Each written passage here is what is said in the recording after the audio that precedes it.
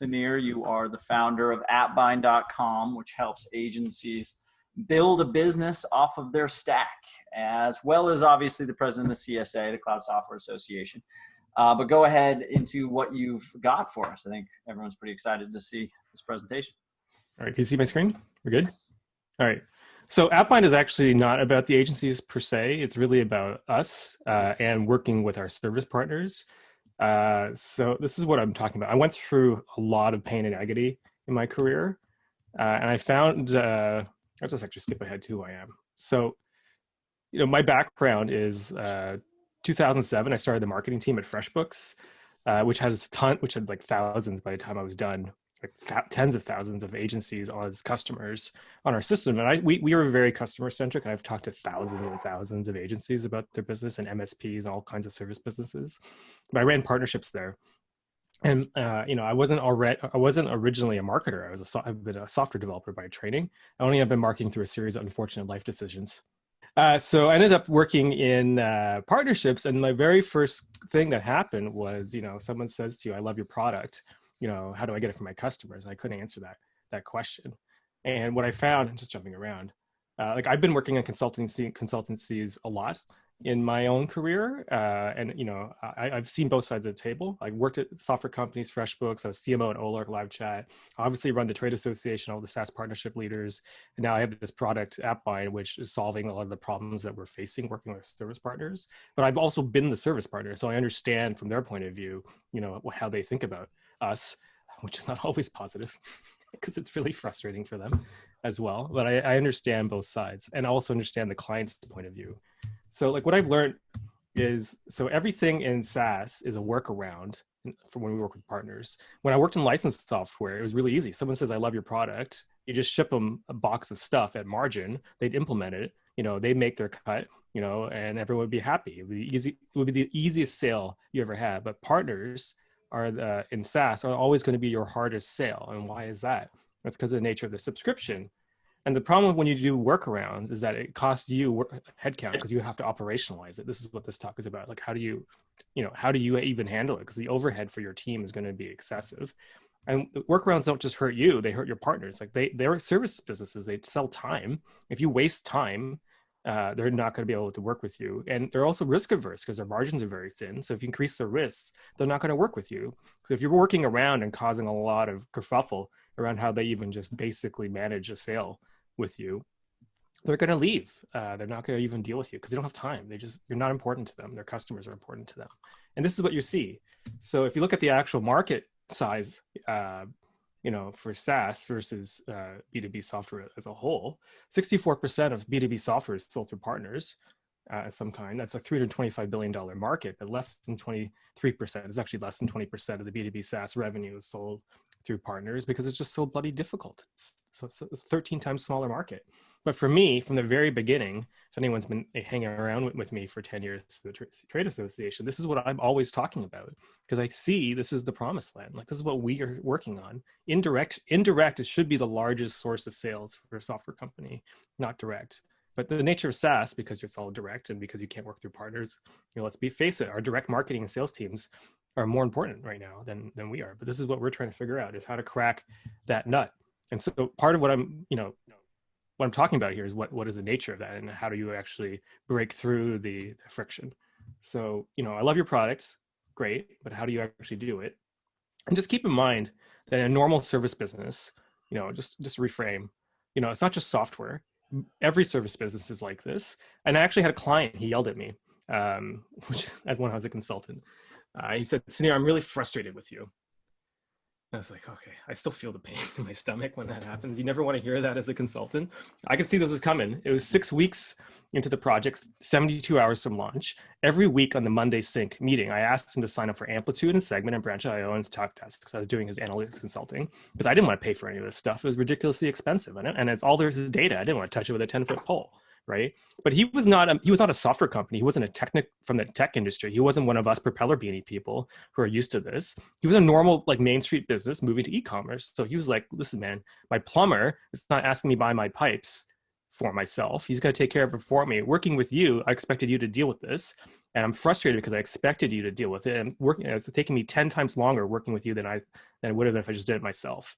Which is really true. And I had to it was kind of infantilizing. I had to get him on a video call and have him type in his email address and put in his credit card and invite me to sign up for these accounts. And I gave up after 2 or 3 of them because he was getting increasingly angry, and I had to put on some of my own card. And this is a pretty common story. I mean, that's a pretty extreme version of it, but that's a pretty common story your digital service partners are having. They have to face this problem. They don't sell technology, but they need your technology because they're leveraging it to deliver the result for the client. And it's more efficient to use your technology for them to use their time, because that's where they're time-based businesses. So that's where they get their margin. But if they can't make the sale, they can't just get the part and bring it into the project, they won't. And they actually limit the number of vendors they bring to their customer. Because every time you bring a vendor to a customer, it's you're wasting time, you're frustrating them, they hate it, right? And it's so much friction, and they just avoid it. And that's why the channels collapse. That's why it's 13 times smaller, right? In SaaS, So this is the reality. So what's going on? Why is SaaS so much harder than licensed software? It's basically it came down to the subscription. That's a fundamentally unresaleable concept, is a subscription, because it comes down, there's 2 big problems: the data and the money. So number one, who owns that subscription? If I'm signing up for you as a partner, as a client, so I have a client, I'm signing up for them. How do I do that? I have to make sure the customer agrees it's their subscription, and I have to be able to give them control of their account somehow. So this is a big concern. And second, and I see this one particularly a lot of problems, even with some people on this call, which I will remain nameless, not named and not shamed. But customers own their own data by law, except for the United States, which is by policy always doing the wrong thing. But in the OECD privacy framework, customers always own their own data. And this problem is your service partners are not set up to be a data controller or processor, because they don't control the computers or servers, you do. And so they can't be given the data risk of controlling this account, and they don't want it because it's a nightmare for them. They can't be compliant. They're not data officers. You are. You're the one set up to be SOC compliant. You're the one with venture capital funding. They're not, and customers feel it too. They want to control their own data because there's been a lot of stories of it, working with agencies who've held their data hostage, and they don't want it either. So this is a big deal. And the second part, is data, and it was the first part. The second part is money. So if you're in the middle, a lot of these partners, first, they don't want to take on the financial risk, right? If the subscription's on their card, right? As soon as they put their credit card in, they're tied to a subscription. And what happens inevitably is customers will leave them, and then months will go by. They won't catch a subscription being charged repeatedly. This happens all the time. Or an annual renewal will hit their card for a subscription for a client who's left them. They hate that. And second, it's a lot of expense tracking. If you have a variable cost product that changes every month, they have to spend time every month tracking that subscription. They're going to lose money on the non-billable bookkeeping time or to make your sale. So they're not going to do it because they just who likes expense tracking? Raise your hand. Nobody. So that's the first problem. And the second is they do want to make money. They're leveraging you to solve a problem for the customer, and they see the opportunity there. Yes, they're going to offer the margins. Although I think we've probably hammered in by this point in the Accelerator program that the commissions are not going to make or break your partner program. They're absolutely necessary because they pay back the time your partners are investing in you. It's a way to invest back in them. So they do want those margins. But really what they want are those service retainers. They want to do value-added managed services on top of you. But if they give the client the vendors directly, they're going to be thrown out of the account. They're not going to be creating value. They won't have opportunity. Maybe do some light labor, but eventually the client will take the subscription in-house. This point may not really land until you really understand what's happening. Almost universally, I've talked to a lot of marketing agencies and dev shops as well. What happens is, and I've been a client too, what happens is if you get your client to deal with vendors directly, they have to have someone inside their company who's now accountable for that vendor because they signed up directly, which means there's some internal staff member who now is paying attention to that account. And usually it's a junior staff member who wants to learn everything that you're an expert in. And they will quietly learn everything you're doing and build up their skills. And I had some, it was a chocolate factory, actually. It was a Magento Imagine. This guy was great. He was sat with me at lunch. He was a CEO of a chocolate factory. And he said to me, Sunir, I hate being here. I don't want to be here at all. I was like, okay, why are you here? Because I have to be, because I hire these e-commerce kids in Manhattan, these smart kids in Manhattan, think they would take care of everything. But the first thing they did is made me sign up for everything. Like, he doesn't understand cloud. He was a chocolate factory. It's an 80-year-old chocolate factory. And by the way, while he's talking to me, he's on the phone back home dealing with a trucking union issue. Like, this is the stuff he deals with as COO, right? But suddenly, so he says suddenly to me when he gets back off the phone, he's like, suddenly I have to deal with all these vendors. I don't have time for this. I don't care. So I ended up hiring some college kids at a community college here. And he said, do you think we were really going to get the best staff at a community college, for a chocolate factory, to be a web developer and e-commerce manager? I said, probably not. No, I mean, I love all my staff though, and who do you think I see at the Christmas party? Is it my staff or is it these whiz kids in Manhattan? Is it your staff? So who did I keep, in the new year? Is it your staff? Exactly. So that's exactly what happens. Like when these partners give up managing the vendors, the clients don't want it because they don't have time for it. They don't have time or expertise to deal with this, but they have to do it. And so they will eventually get rid of the service partner, right? So this is fundamentally what's happening in subscription land, which is why the channel has collapsed. I'm going to stop here for a second because this is quite a lot of an argument. Like, does this resonate with your experiences, or you disagree?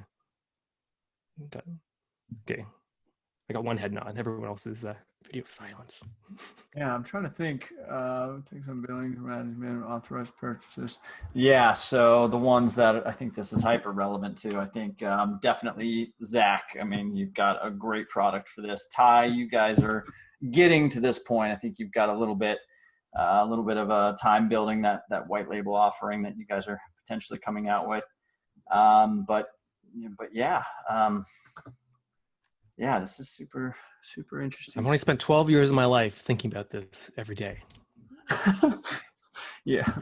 All right. So here's what we're talking about today is the mechanics of operating this stuff. And so there's really 8 big things, which is a lot of things. It's not like a 1, 2, 3 thing. There are 8 things you need to do to run a partner program mechanically. I mean, this is just operations that you have to get correct.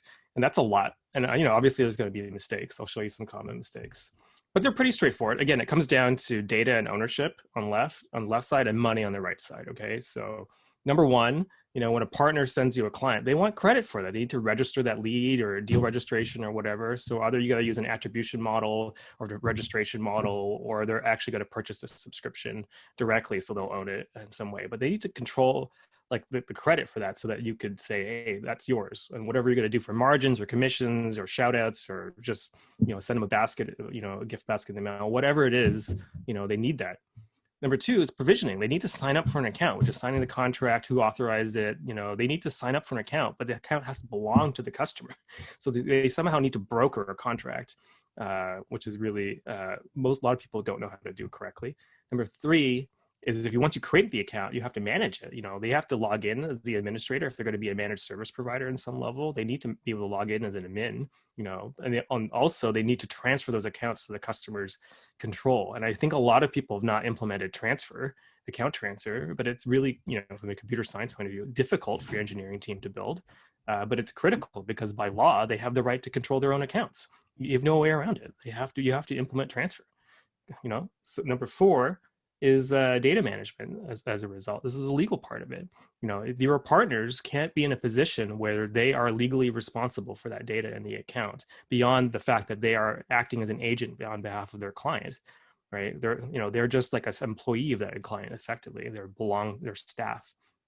But they shouldn't be on the hook for the stuff that you're on the hook for because they don't control the data center, And this is a lot of the mistakes here I see are because people are using models from the licensed software days because we're all copying stuff that was invented in the early 1980s, which is absolutely true. OEM, VAR, all these terms. These came from the idea of a value-added reseller is they would literally buy software and hardware from various vendors and distributors, put them together and deliver and deploy the software and the hardware that it's on into the premises and control of the customer. But that's not happening anymore. They don't ever get a copy of the software. They never get to control the computer that software is on or where the data resides. That's not how the cloud works, right? All they're doing is managing that contract. You're the one managing the underlying data. And so you could never get out of it. And in Europe, under GDPR rules, and then all the countries that are now part of it, like the GDPR framework, because if people cloned it, you cannot, no partner can avoid disclosing where the data is residing. So you can't do true white label, because they have to, if you're a service partner, you have to tell the customer where that data is going. So you have to be careful here. I have a whole GDPR guide that I posted on the Cloud Software Association blog, which cost me a bottle of whiskey to develop because it was so painful to build, but it's there. And if anyone doesn't have a link to it, I'll send it to you in the Slack later. So these are like really difficult problems that if you try to like hack your way through your account management system, you're getting into trouble, but there's actually is easy solutions to this. The second part is the money, okay? So billing is always the place where everything dies in the cloud channel, because you have a variable cost recurring billing. All subscriptions are by their very nature going to require expense tracking. Even if you do like a 3-year annual contract, that annual contract will renew at some point. And then who's in charge of the billing at that point? Maybe the client and the agency have ended their relationship. The subscriptions are not a transaction. In the old days, you would just buy a box of software and then the billing relation was over because it was retailed to you. But subscriptions are ongoing liabilities, right? So instead of being an asset, it's a liability. So this is why it's such a pain to be in the middle of a billing relationship for a partner. So then, like, who's paying for it? Are you making your partner pay for it and then they're getting the customer pay for it? Is the customer paying directly? How do you therefore compute any margins? Are you doing discounts or rebates? I'll tell you about my opinions about discounts a lot. Which are bad. How are you doing all this stuff? This is where a lot of operations teams, get ground into the sand, and then all your support team, finance team, product management, if they're changing the pricing model, they hate it whenever you do channel billing because it's like extra complication. So that's another problem. And then the last ones are around the service, so, who are you communicating with, who's responsible for dealing with the customer, how are you supporting your partner, how are you doing partner success?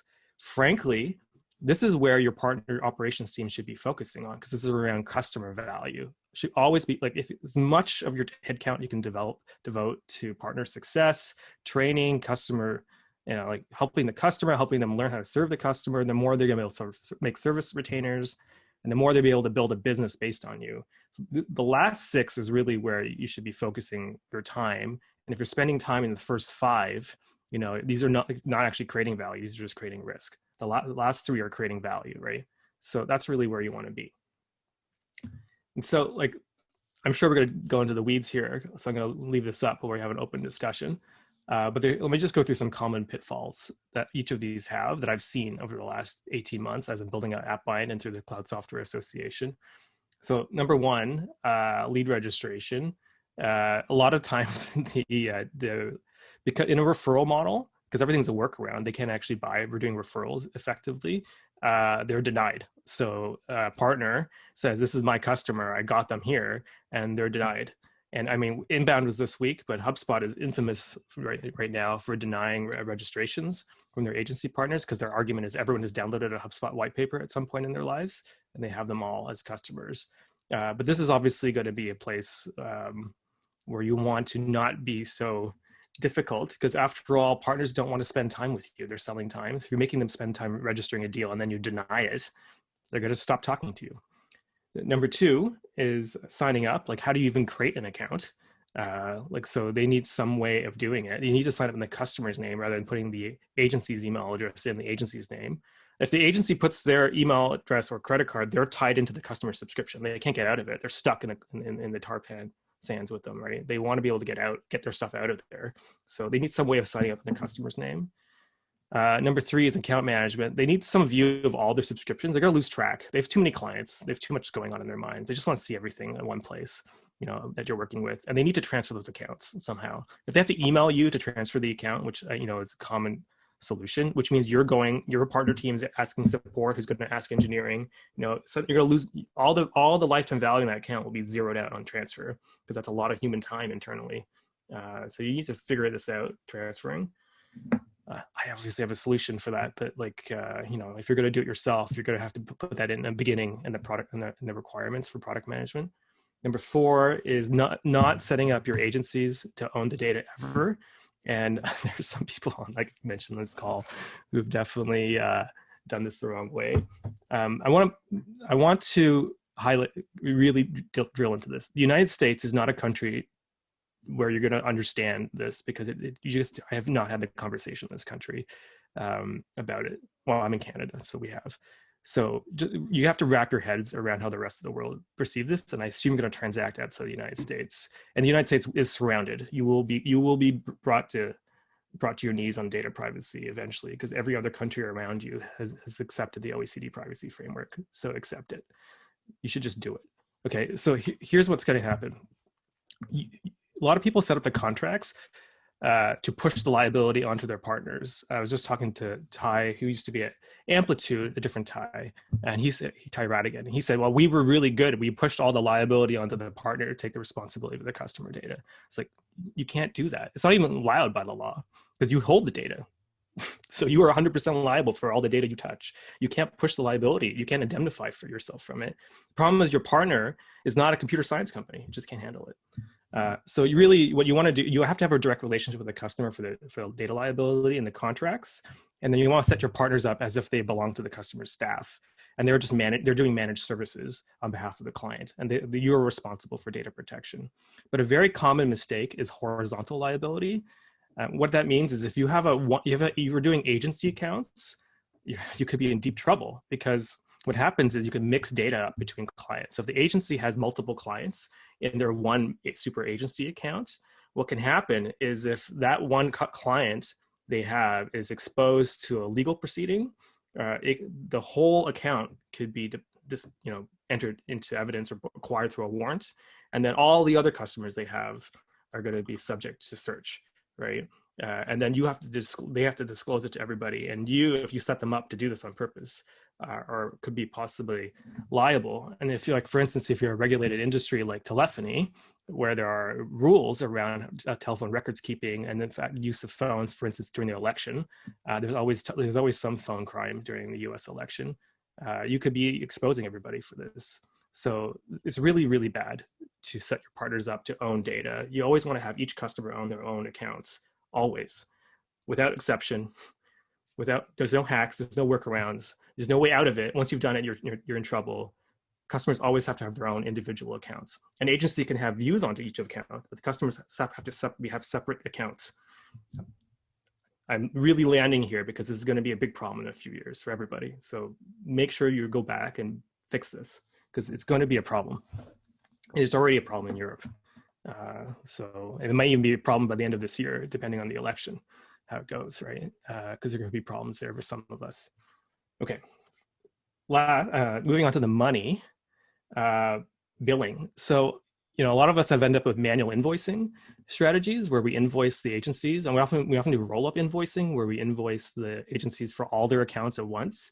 This means they have to go down and break down that invoice for each client and then break it down and put it onto each of their client bills or each of their COGS billing. So every time you send them a roll-up invoice, often in PDF form, because why use computers? They have to go and break it down internally in their bookkeeping. And they absolutely hate this. I was talking to some Google resellers. They spend upwards of $2,000 a month breaking down their bill. So they can only sustain it if they're driving enough partner sales to cover the overhead that you're generating. So you don't want to, if you want to separate the bills per client, because some clients have different bills. You can't put it all together for them. They're not going to be able to track it. Second problem is getting in the middle between the agency and the client. So if you start implementing all the agency's possible billing models in your product, you're also deciding that you're going to commit to dealing with all the disputes between clients and agencies. And when I was at FreshBooks, we had thousands, like tens of thousands of agencies. Inevitably, clients would yell at their service partner, their agency, through us, because we were the billing company they were using. They would call us, and I was Uncle Crowbar. And they would call me, and I would put on my sternest look and play King Solomon, basically, and try to deal with it. And we would try to get out of it. But it happens inevitably that the more you try to implement and operationalize someone else's business, the more you're going to have to do dispute management, which is not a good use of your time, and you could get up into problems you don't want to do. You really want to just sell your own product the way you sell it, and let them sell their services the way they sell it, right? And this actually gets to the next point, is discounting the bill instead of rebating. And this was a problem that some of us are doing, where you're putting the partner's commission as a discount on the customer's bill in their account. Remember, they always own their own account, always, and they have a right by law to see their entire billing history. So if you put the partner's price as a wholesale price on their customer's bill, they can retrieve it. And everyone understands their margins, but no one likes seeing the margins. You never really want to know what your car dealer is really making on that car, because you'll get mad.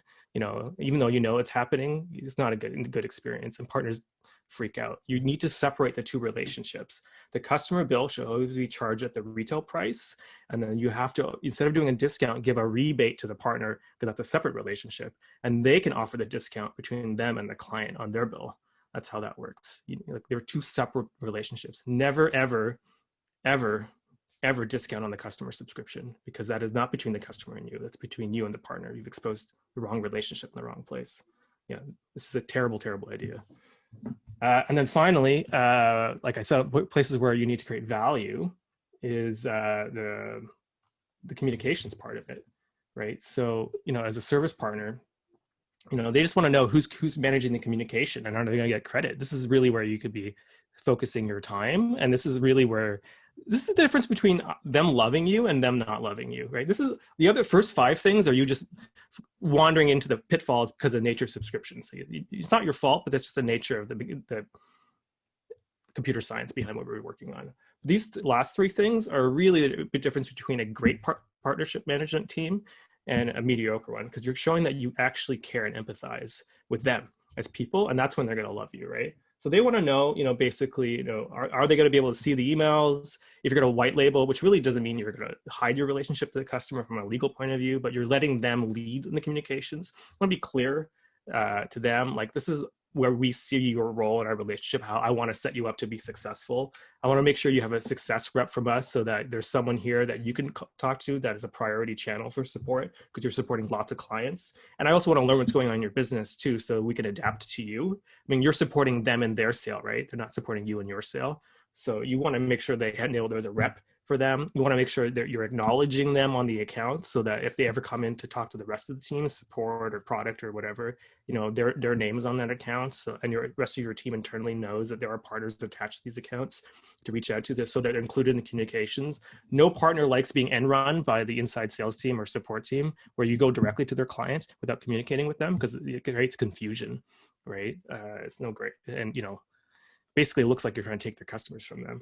And then finally, very simply, like, no communications, no advance warnings of product changes, no advance communications of client communications. You just want to keep them in a loop. Like, that's really where your team should be focusing on, is just relationship building. All right. Can I ask a question here? Yeah, please. What about, my name is Ohad, by the way. I used to be on the partner program at Google, and I'm from Smith AI, and kind of got to know Alex.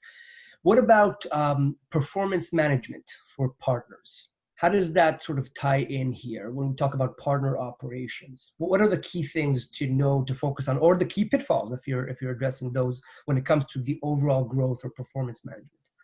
Performance management, mean how many customers are bringing in, how much they're supporting, how much revenue? Correct. I mean, I guess in a world of partnerships, you want to have like a plan of like, how does this grow over time, or what's the expectation? There's some targets. Like, so what about performance management? Maybe that's the wrong terminology. We used to call it that way, but the way to agree on goals or that growth targets over time. That's a good question. So number one, it's a partnership. They're not a sales channel. They're a partner. They have their own business and they're selling to their own customers. But the goal of a partnership is that you should have a set of vision. I actually had a great slide. I removed it. But partnerships are romance, right? So you start by dating, and then you end up getting married over time, the more you trust each other and work with each other. But the purpose is not your relationship together. It's about creating a family, the kids being the customers, right? You need to manage the sale to the customer together. You're going to market for the common customer. That's the priority, is how are we supporting the customer together? Your performance metrics are based around building more and more trust and sales positioning and like overall growth for both companies towards a customer. I would set those explicitly because, it takes investment from both sides to be a partnership, and it's a respectful way to talk to a partner, to say, okay, well, these are our expectations because we need to invest in you, and we expect, we want you to invest in us. That's fine because it's a two-way street. And we know that, in order to invest both of us, we need to build up your trust in us, that we're going to deliver, that we're going to make sure that you have this, you understand how to use the product. We want to make sure we understand you and your sales model so that we understand how to support you. And so we want to try, a few test runs, see how that works, reflect, improve, and then we can set business targets about how many, whatever it is. So if you want to drive more customers, that's one thing, or you're bringing them into your accounts, you want to see more success or more account growth on your side or whatever. And they should set like goals as well, like how much service revenue they're expecting to gain from working with you. You need to understand their side of the equation, right? But then you set it down, and each partner might be different. At the beginning, you might just do it one individually, and then across a group of people, you can do it. They're going to have similar needs. You can say, well, Microsoft, they set a target of how many dollars their service partners make for every $1 of Microsoft they sell. It's $9 to 1 because they're amazing. Salesforce is trying to catch up. They're $4.51 as of 2019. They're trying to grow that. So you can try to set these kind of goals across your entire program as you get bigger. It's like, well, across our groups, we want to make sure that people are generally making for every, Smith AI subscription of, I don't know, whatever, $2,000 a month. You guys are making $5,000 a month. That's our target, and let's see how we can work there, right, and work towards it. Does it make sense? Yeah. Okay. Thank you. Yeah, that's a respectful way to talk, and so like, whereas if there's some other companies who are just like, how many leads have you given me this month? How many leads have you given me this month? Well, like, it's like, if you're dating somebody and it's like, it's a partnership, right? It's a partnership. It's really, as you say, a two-way street. And what worked well for me in the past is it's almost like these milestones of, hey, let's put together like a growth program together because we want to invest you, but here's what I'm going to bring, right? You asked for more functionalities on the partner portal. You asked for a new payment model. Yep, those are things that we can work towards too, as we're sort of building that goals together. So it's mutual investment, and we just want to make sure that we're hitting each other's goals. That's great. That's right. And that's, if I could get, like, if I had communicated anything, if that was the only thing you can get your operations team was focusing on, is around this value creation for your partners, around this other nonsense, that would be the huge win. And that should be your internal orientation as an executive looking at your partner team. How much time are we wasting on the first 5, and how much time are we investing in the bottom 3, right? That's really the shift like you guys need to make internally on your teams, right? And so, all right, there's a lot of crap in here, a lot of pitfalls. Questions would be a good time while we're on this slide. All right. What do you do? So what are you supposed to do about it? I've got a question. Yeah. Nick Cognizant here. That statistic you provided just a few minutes ago about, sorry, I should probably just show my video so you can a statistic you provided about Salesforce and Microsoft, the 9 to 1 to 4 to 1. Could you go over that again? Because that would sound super powerful. Okay, so there's 2 metrics and revenue metrics you need to track as a partner team working in the channel. One is partner attributed revenue internally. So that's how much revenue, how many accounts that you've sold, how much revenue that you're making that is attached to a partner. So whether they brought the sale in or whether they are attached to a partner in some way, that is the market impact of partnerships to your company. You need to track. Yeah. That's your number. Okay. Your partners have the converse number when they need to track how much money they're making by working with you. And so the way that Microsoft does it, they use IDC for this, and they're the standard now, the standard reporter. So they track for every $1 of Microsoft technology that is sold through a partner, how much service revenue are they selling? Now, it may not all be Microsoft related, but the idea is that by bringing Microsoft is a critical component of supporting these other companies to creating a business based on them. And Bill Gates is adamant that a platform it's only a platform if other companies have built businesses based on you.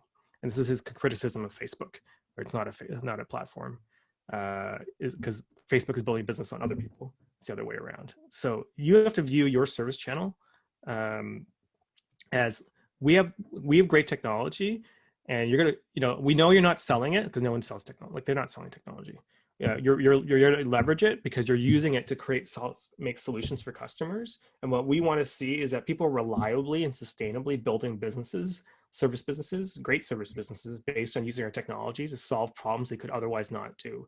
And really good examples of that are obviously HubSpot, because they created a whole category, inbound marketing agency, her selling like gobs of money on that concept. Moz and SEMrush and the SEO community are another good examples of people who have built the idea of an SEO agency, and they've trained, like, what does the retainer look like? What are the deliverables? What are the reports? What is the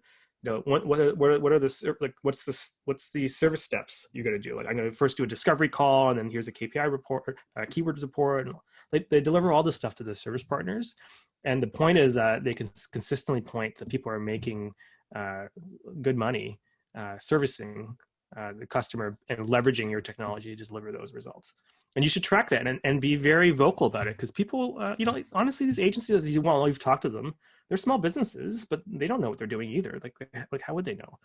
You've talked to more people than they do because you're a software company. You just have wider market presence, right? But they trust each other. Like, the agencies talk to each other. The more you could showcase one agency's success to another agency and say that, well, this is how they did it based on us, you can do it too. The more they're going to do it, and you'll get more success. Then you've got the queue outside the door. That's right. Could you just say those statistics again? So Microsoft is 4 to what? So every dollar that a partner makes for Microsoft, the service provider will get $4 for that. That's what they get were. $9 now. That's up from $8 in 2010. They've actually improved it because they're amazing. That's pretty phenomenal. Well, I don't know if you noticed this, but Microsoft is the biggest goddamn thing on the planet.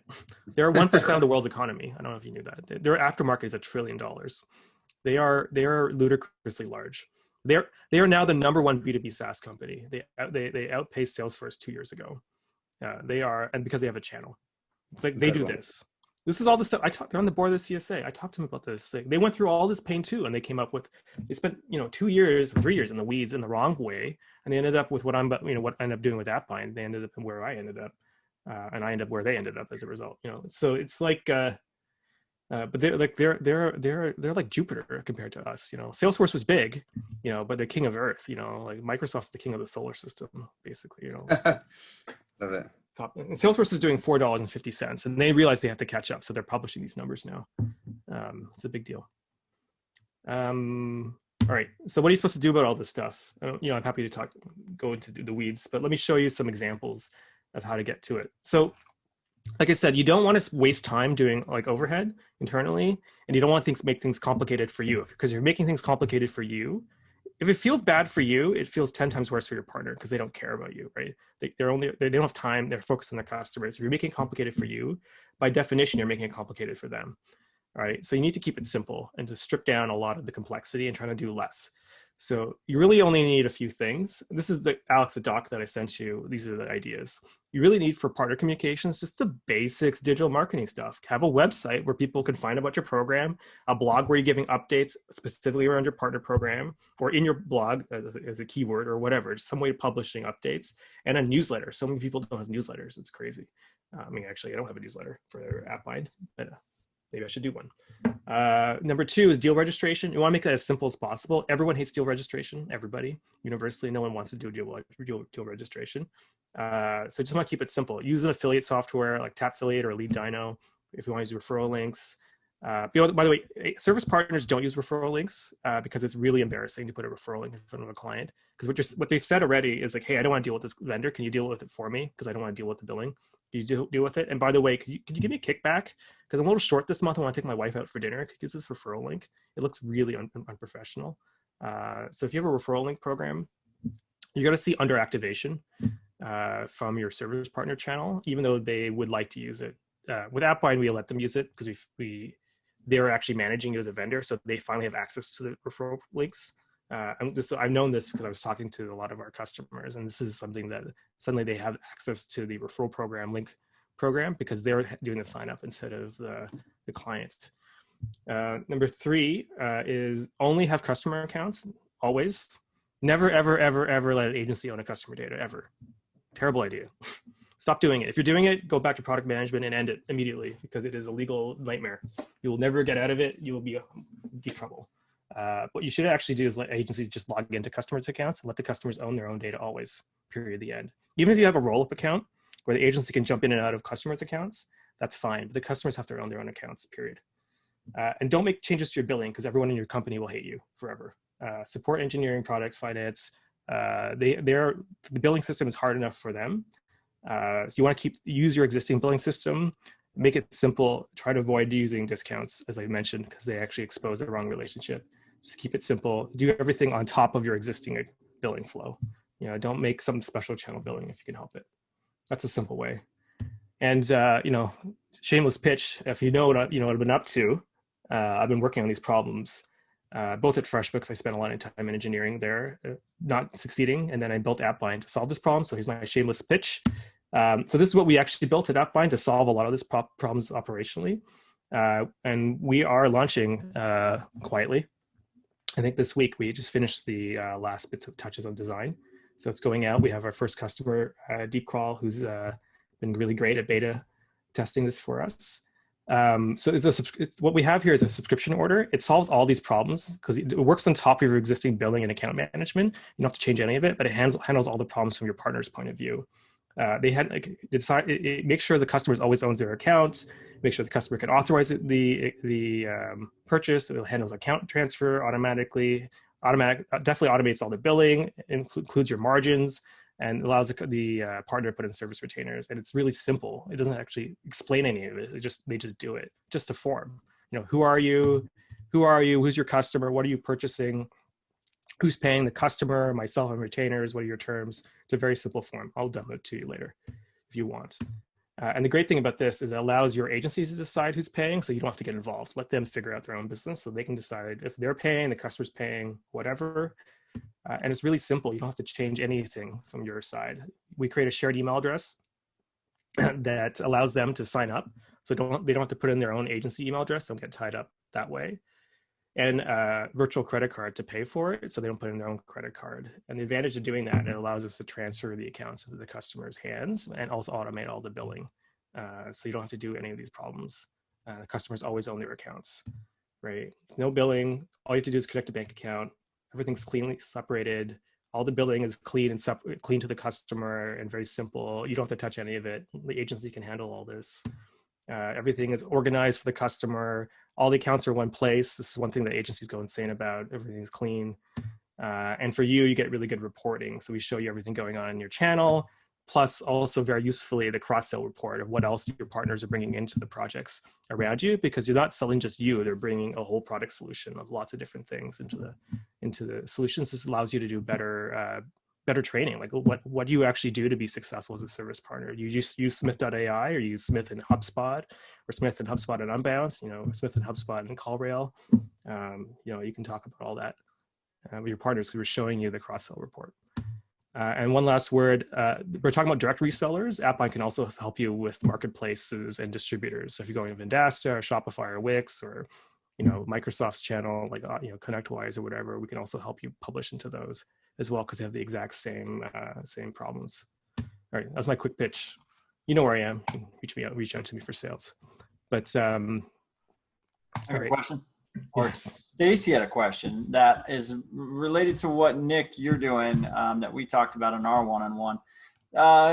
It's not totally unrelated to what your talk was, but a little on the peripheral. But Stacy wants to know a little bit more about how you manage partner stand-ups, these monthly calls to bring partners closer to you, to show value, to make it a routine, but make it a valuable call to have with your partners, a valuable meeting. So it's not just, hey, where's your pipeline at this month? What do you have for me?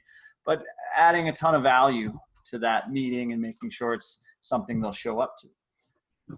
Well, first, they don't want to have a meeting with you at the beginning, unless you're going to deliver them customers, and then it's going to be about you delivering them customers. So the meeting, if your meeting is around you and your needs, they're going to learn that's your motivation, and they're not stopping your partners eventually because they don't care. What the purpose of the stand-up is your weekly meeting to hear from them what's going on in their customer client experiences and how you can adapt and improve your offering to them to sell more. Because remember, you support their sale, not the other way around. And they're only going to come to this meeting if they realize that there's someone there who's actually listening and thinking about their needs and working on solving their problems. Otherwise, it's not worth their time to join you. I mean, if you know me through my other work, the CSA, I'm an online community leader. I don't spend all the time at the CSA talking about me and my needs all the time, although maybe I should. That'd be fun. It's really, I try to help other people, and we've built this huge community there, right? And you have to help other people with their objectives, and then people will be attracted to be near you because there's so few people in the world who actually care about you. And if you show you care, they're going to gravitate towards you. And that's the purpose of the stand-up. Practically, it's about answering these questions and solving and getting through the problems. But on a meta level, it's a way of showing that you are one of those rare people who actually genuinely cares about them. FreshBooks, we used to send people flowers when they had a bad date. That's a level of care you can get to, if you're really, really on point. And we weren't doing it callously. It was just a deep value. You have to care about people as human beings first. The business is just a game. The people part is more important. I don't know if that helped. Yeah, I think Nick, where are you, Nick? Where are you at with your meeting? Do you care to share? Do you mind sharing anything that you've done since we talked? If you've planned anything, or if you have an idea of what that first monthly meeting will be? I've been a bit naughty. I'm a little behind that, but it's coming. Absorbing Sunir's very good advisor. Okay, yeah. So I'll just explain real quick. So the strategy was similar to the strategy that I published here that I was talking to Zach about, similar to this one. Everyone, I'll just post it in the chat here. I think you're all shared on it. But essentially, it's hosting sort of a roundtable sort of mastermind, kind of like what we do here at Partner Programs, where you invite other team members like your head of marketing, head of sales, to discuss how those partners can do what you guys do as a company, right? Better sales, better marketing, some stuff like that, right? So you host these meetings.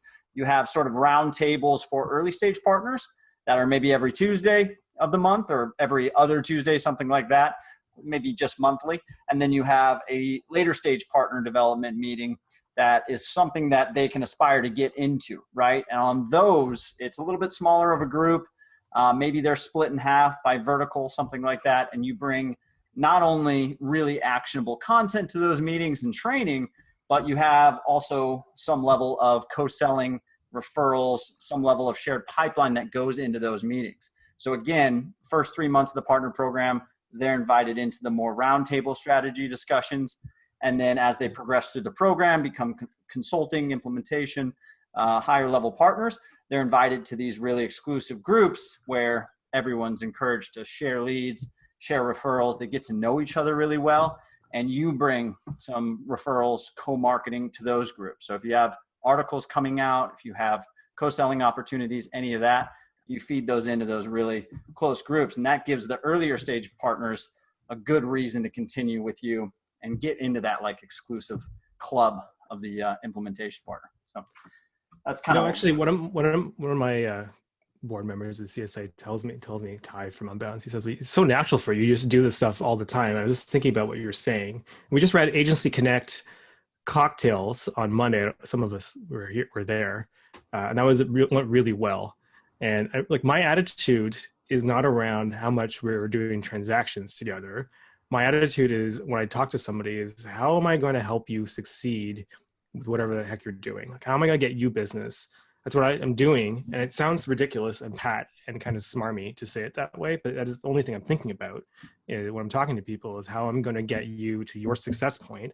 I know that really doing that, they'll end up loving me. Like, I had this KPI at FreshBooks called Hearts Won. Not, partnerships is romance. I really believe that, or any sales is romance. So at the beginning, you're just handshaking, trying to figure out where you can work together. But what we really were trying to get to was Hearts Won. And that's what you need to get to in a channel program. Hearts Won for us meant when we stopped, we would give you opportunities. That's one thing. But when they start giving us opportunities unsolicited, when we didn't even ask them, they thought of us first and they sent us an opportunity without me even thinking about them. We know we won their heart because we got to the top of their mind, and they wanted to give us something in order to keep the relationship going because they valued us. That's how humans work with relationships. And that's what you need in order to build a channel. You want them bringing clients to you because you've won their heart. They realize that they can trust you They need you. You're important to them. You care about them. They're not going to let this relationship go. They have to keep it going. If you make it only about dollars, you're never going to get a hearts one. You have to look at these calls as like, well, what's really going on in your life? How can I help you with that? Let's talk about what's up. It may not even be about your product on those calls sometimes, but you have a lot of resources. You're resourceful. You are a software company. You have access to a network that they do not have, and insights that they don't have. And that's what your partner community has to be about. It's about their overall success. And you look at Moz and Inbound and Integromat, like they have great online communities talking about everything but those products. That's where you need to get to. Thank you, Sunir. I'm very available and accessible through both the Cloud Software Association and the Slack there, or the partner program Slack, either when I'm around in both, or by email, sunir@appbind.com. And I'm around today if you want to talk further any of this stuff. It's a lot here, actually. So